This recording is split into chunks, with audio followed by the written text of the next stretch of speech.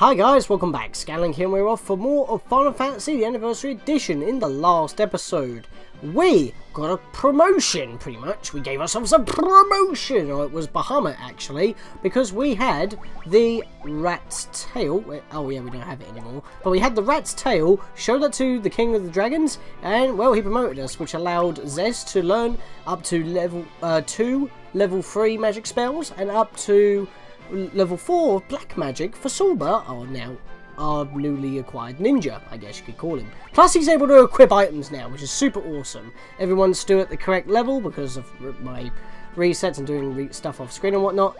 And well, that was pretty much it. And even though we're outside Crescent Lake right now, I'm just going to access the map right here. If we take on pointer all the way over here, I couldn't really think of a word for it really, I guess you could just call it glove or pointer. We need to go back over to Onrac, I think it's called. Let me just click that button. Yeah, Onrac. Because in the last episode, at the very end, I did say we were going to go back to Onrac and we're going to enter the Water Shrine because we have the Oxy Ale that allows us to go under the water, into the shrine, because then we can actually breathe. Because we did that in the last episode as well. But I'm actually not going to do that because I wanted to do a little bit of research just to make sure is it worth going there first or going to the Waterfall Cave that we were told about in Onrac first. Because even though the game wants us to go to the Waterfall Cave, what I'm pointing at right now, after the Water Shrine, we actually want to go there first because the encounters are a lot easier.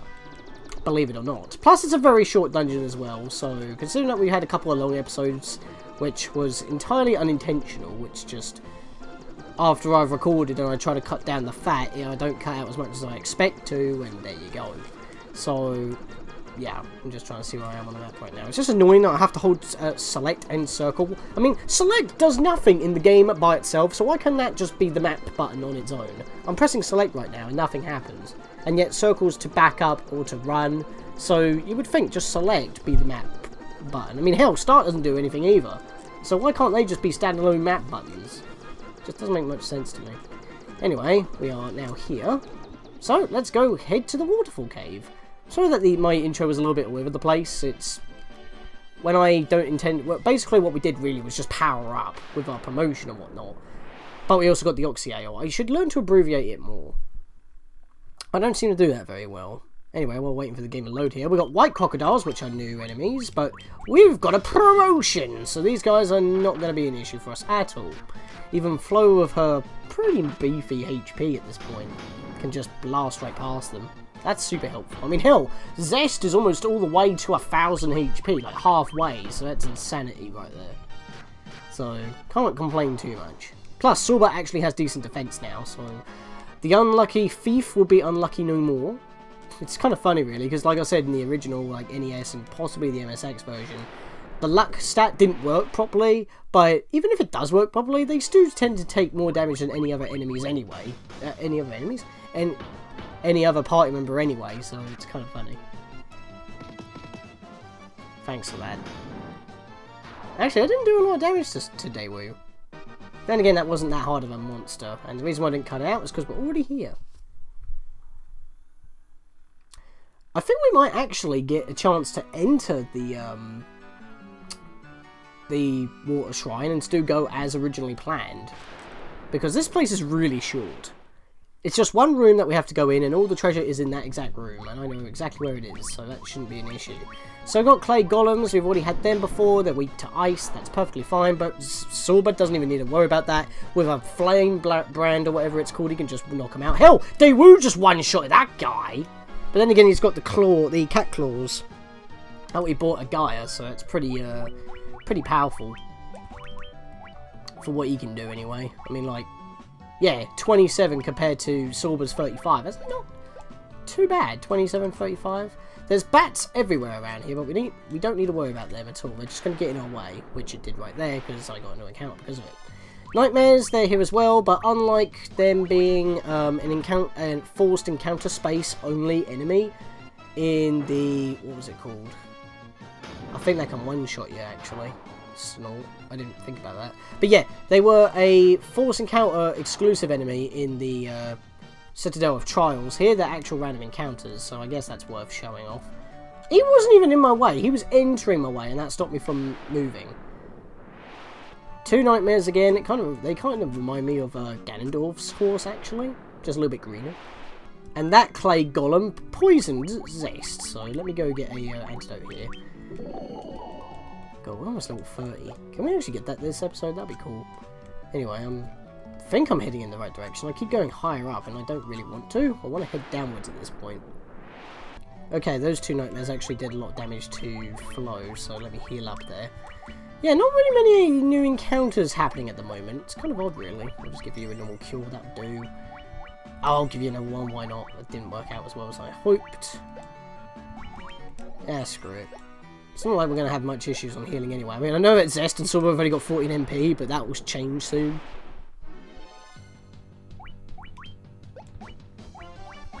We haven't encountered these enemies in this dungeon, actually, so I guess I'll leave this in. We haven't left a lot in at all. Wow, look at this. I don't even have enough. I'm 1 point away in maximum magic to not cast fire. That's actually kind of annoying. My max MP is 14, and yet I have a spell that costs 15. It's like those rats on the Great Britain island that you start with as Celeste in the World of Ruin and Final Fantasy VI. Those enemies have 2 HP, they have seizure, poison, God knows what else, and yet they kill themselves right after doing just nothing, and they can't even use any of their magic because it requires 20, but they only have a maximum of 2. It's like, why would you design your characters to do that? It's just to be like that. It's just weird. I guess it's to show that these enemies just can't survive on their own, even if they're not doing anything. I know I could have cast fire to knock these guys out, but I wanted to talk about that. It's kind of reminds me in that kind of situation anyway. But like I said, that will change once we get another level up. We should be getting more magic.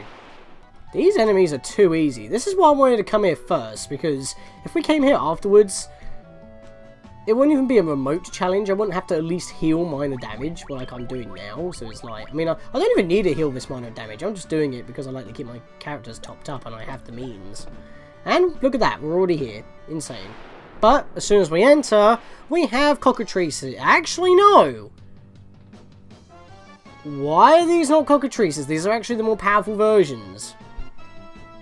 Final Fantasy Wiki, you lied to me. Again. Good lord, I guess I'm not going to be relying on Final Fantasy Wiki that much anymore. This is actually pretty bad. Do I have resistance to stone at all? I don't think I do. Do you have Confuse I can use? No, it requires 1 more MP than my maximum. I guess I could blind all foes of darkness, that might work. Yeah, so will you do that? And, well, I do have Stone Arrow, just in case.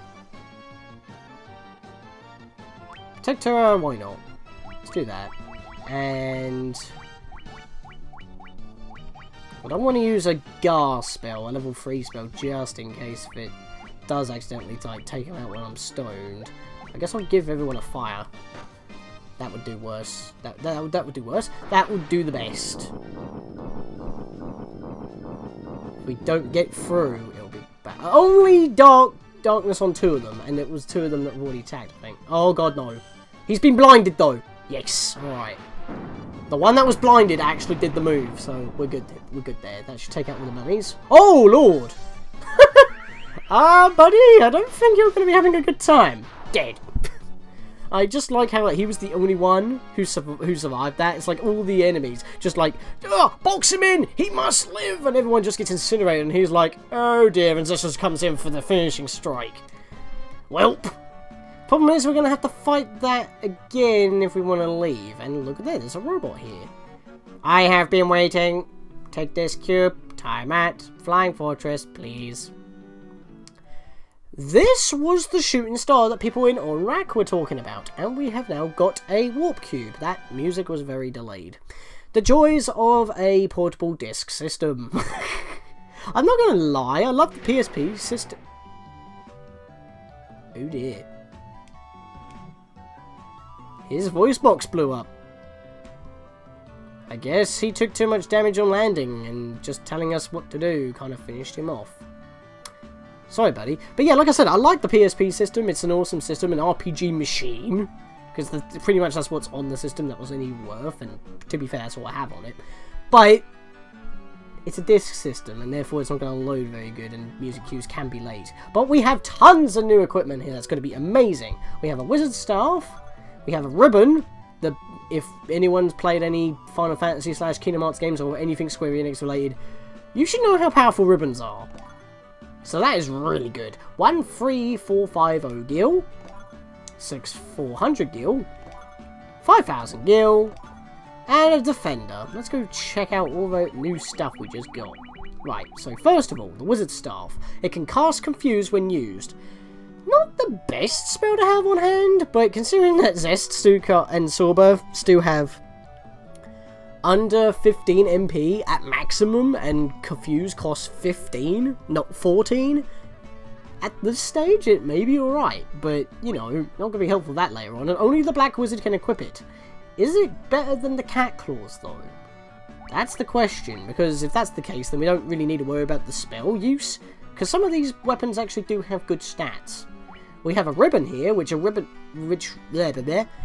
wards off all special attacks. Basically, every status problem you can think of under the sun, it blocks.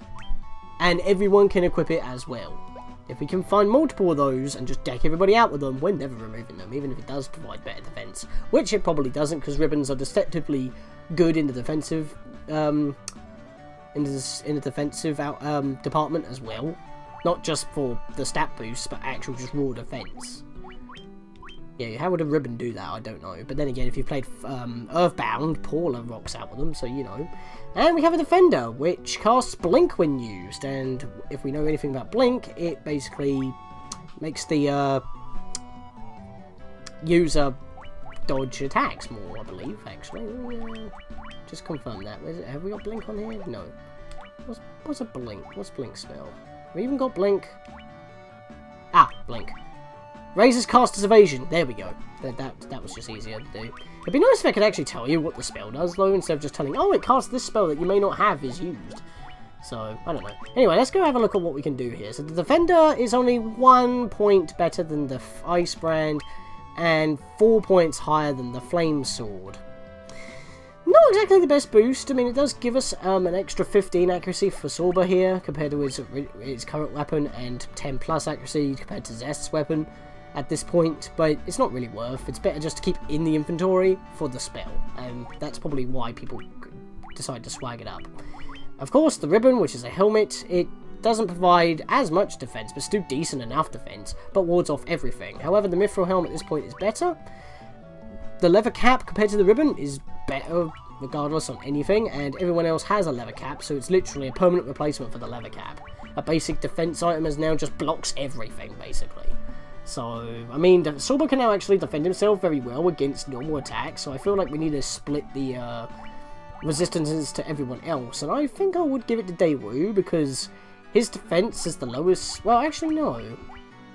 His evasion is the lowest of the team at the moment, even though he hasn't got a lot equipped. So I'm going to give the ribbon to Daewoo for now. Plus, if he gets muted, that means he can't be muted anymore, so that's also pretty good for a mage, or a wizard in this case. And finally, for the wizard staff, it's actually weaker than the cat claws. Welp! It drops his accuracy by like 20 points. And his attack by 7 compared to the cat claws. Wow, like, you buy these things, and yet they're pretty much going to be the only weapon you have for your black wizard. It's insanity.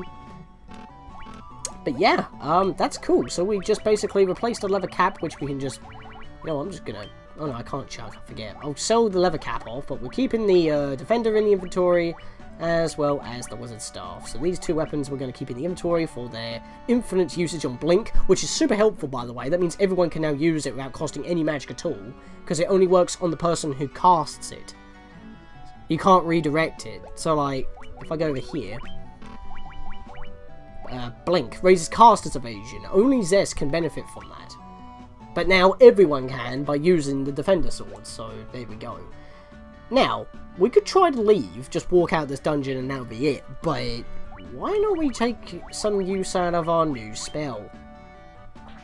That only cost us 10 points, by the way. Hibooski! And we're out. We don't even need to do the rest of that dungeon. God, we're only 16 minutes into this dungeon. I don't really think I should start the next one right now, but... Because literally all we've got to do is go into the next dungeon already. But then again, I said that we were going to do that at the end of the last episode. I guess we can still make good on that promise. I do not think we've actually bumped into a piranha. I don't think we have anyway. And if not, I definitely don't remember seeing this formation anyway. So, whatever at this point, am I right? Let's just, Thunderguard, just knock them all out. I mean, I'm going to rest it in anyway.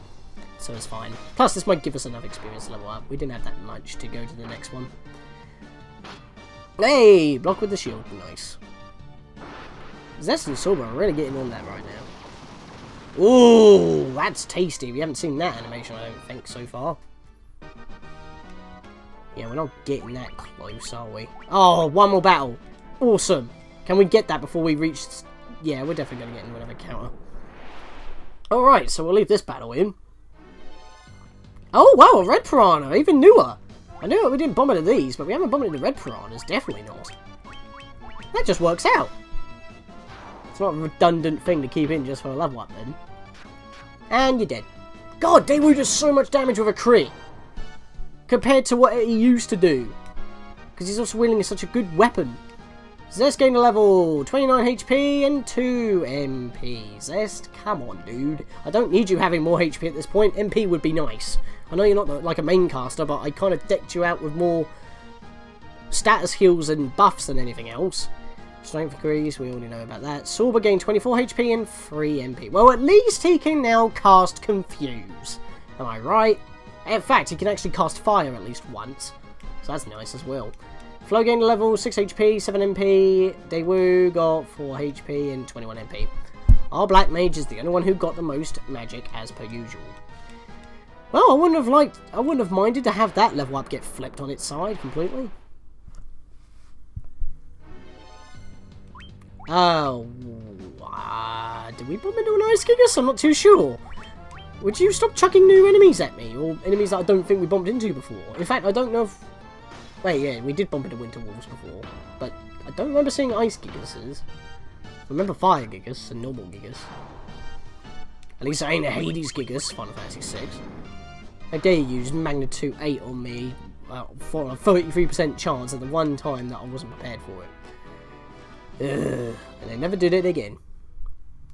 So none of those battles got cut out. Woobity do. Alright, let's actually, do I need any items? I don't think I do. Well, we can sell the helmet at least. Hello?